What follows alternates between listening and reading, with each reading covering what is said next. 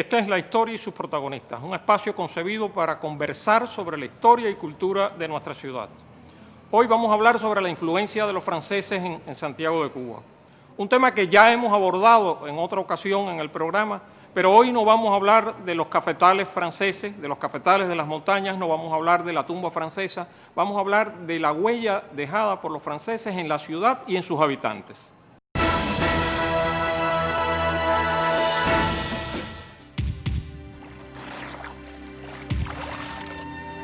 Entre 1791 y 1804 arribaron a la bahía santiaguera varias oleadas de inmigrantes franceses que huían de la Revolución haitiana. Los franceses ejercieron una notable influencia entre los habitantes de Santiago. Sus modas y costumbres se hicieron populares entre los santiagueros. Sin lugar a dudas, hoy lo más conocido de la huella francesa son las ruinas de los cafetales, el Museo La Isabelita y la tumba francesa La Caridad de Oriente. Pero la impronta francesa en Santiago de Cuba es mucho más rica, como lo demuestran las últimas investigaciones sobre el tema.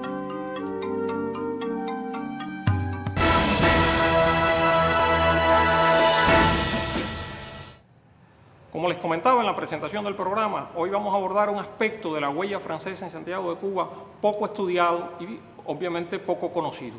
Gracias al trabajo de doctorado de la profesora Varinia González,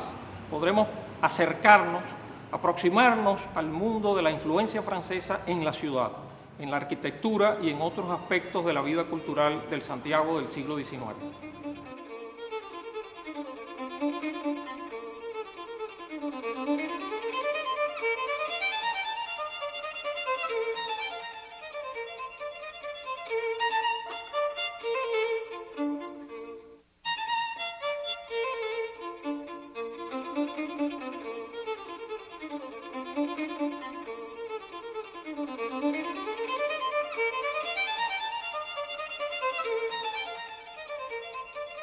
Si tenemos que hablar del crecimiento urbano de Santiago de Cuba y de la aportación de la inmigración francesa, de la influencia francesa en ese proceso, en esos procesos de urbanización que ocurren durante el siglo XIX, fundamentalmente hasta 1868, habría que hablar precisamente de cómo una ciudad creada en anfiteatro al fondo de una bahía abrigada y hermosa, le daba hasta los finales del siglo XVIII la espalda al mar. Con el asentamiento durante el primer decenio del siglo XIX, durante el gobierno de Sebastián Quindelán Orregan, el entonces gobernador de la ciudad de Santiago de Cuba,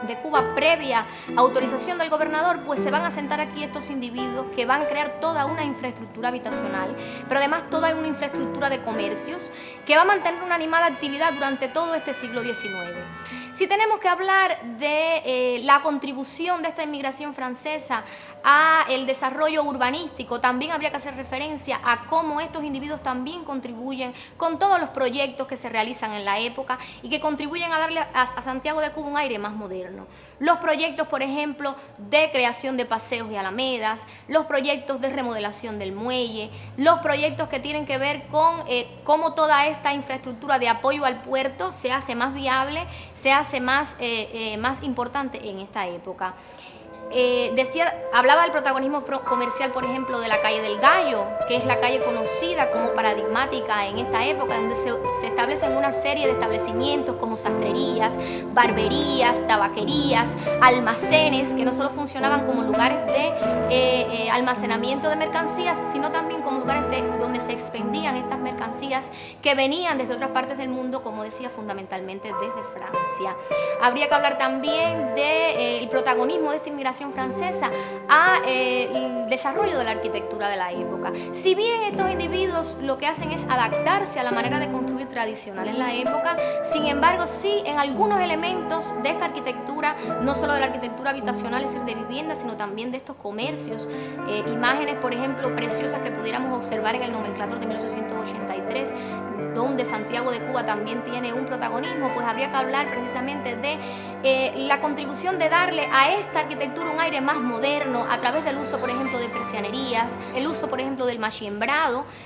tanto en falsos techos como en elementos divisorios, Los mismos elementos divisorios entre las salas y las saletas hacen posible que se vea a través de la utilización de elementos geométricos, a través de la utilización de rombos, de páteras, por ejemplo, cómo estos individuos trataban de darle un aire de modernidad a estas viviendas de la época.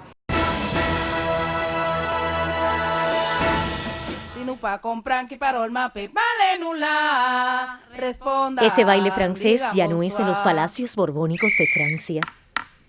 Al aclimatarse aquel en las Antillas, absorbió sus cálidas cadencias de trópico y de África. Las figuras y cadeneos eran de Versalles, pero los pasos y los contoneos recordaban todavía la plantación donde se fundían las sangres y los pigmentos y se juntaban en una misma riqueza la blanca azúcar y el negro café.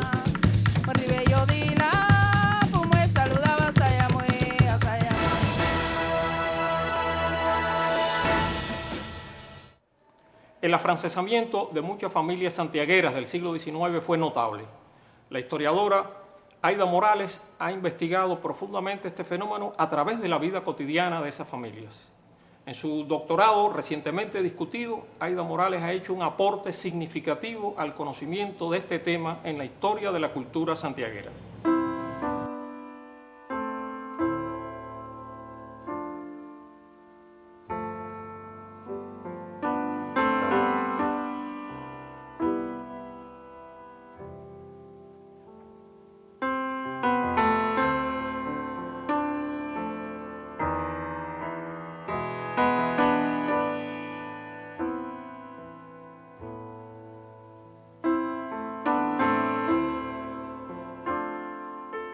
La moda es otro de los elementos que van a distinguir a la influencia francesa en el siglo XIX, la moda del vestir. Es una moda que se va a aclimatar también a las condiciones de la isla de Cuba. Es una moda muy con telas muy vaporosas, tropicales, en las cuales las mujeres iban a adaptar los patrones que llegaban en las revistas que eran importadas desde París y las adaptaban a las condiciones que les imponía el clima santiaguero. Uno de los rasgos característicos de este vestuario que van a utilizar en el siglo XIX va a ser el uso de colores más fuertes que los tradicionales que usaban en Europa, o sea, la inclusión del rojo, de otros colores más atractivos que le dan una vistosidad mayor a estas mujeres. No quiere decir que la mujer fuera la única que empleara la moda de ese momento, sino también el hombre va a usar chaquetas, frac, levitas, muchos sombreros a la usanza que se estaba llevando en Europa en aquel momento, sobre todo en Francia, que era quien dictaba los patrones de la moda. El mobiliario se va a caracterizar por su ampliación, sobre todo en la sala. Van a haber múltiples objetos decorativos, entre ellos van a aparecer el sofá, la consola, el piano, que es un elemento imprescindible que aparece en el siglo XIX como forma de ostentación de la familia, de la élite patricia santiaguera. También está un elemento fundamental en el espacio comedor, que aparece como espacio fundamental de la casa en este siglo XIX a raíz de la presencia francesa, y en ese comedor va a haber grandes mesas. Aparece el tinajero, que va a ser un elemento fundamental dentro del mobiliario del comedor, y también el losero copero, donde se exhibían fundamentalmente aquellas losas importadas de Sevres, copas de bacará, en fin, una serie de objetos útiles que tenían una función utilitaria, pero también de demostración palpable de la posibilidad económica adquirida por esa familia.